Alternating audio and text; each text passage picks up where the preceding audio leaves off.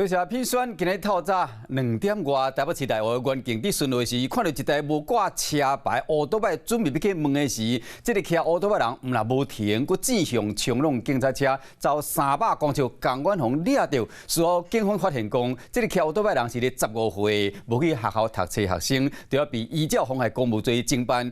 交通违规部分恐惊爱罚17000几块，因为伊是未成年，所以讲爱由亲人斗处理。做完笔录了后，嘛只能先放伊转去。这有外界人讲，安尼处罚伤过轻。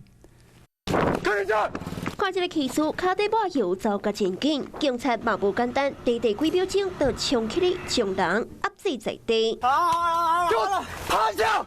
趴下！好！发现家己已经走无路，敢来当叫警察来原谅。原来无偌久之前，骑士毋但反向骑车，佮技术零检冲撞警车。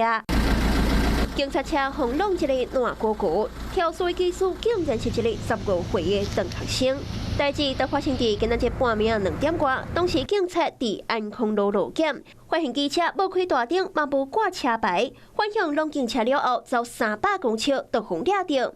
警察发现伊敢若15岁，高中无读了就辍学，厝里的人拢伫国外联络袂到。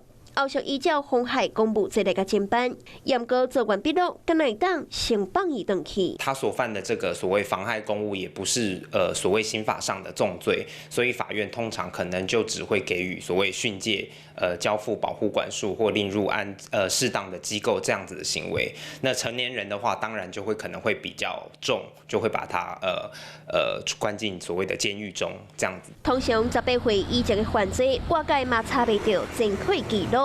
无驾照、反向骑车、无开大灯，除了要面对上悬17000罚金，佮要赔修理警察车的费用。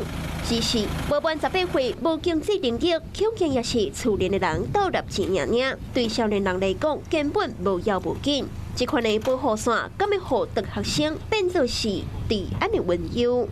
Hello， 我是林仙怡。想要抢先掌握最及时的新闻资讯吗？赶快订阅、按赞、开启小铃铛，锁定华视新闻 YouTube 频道。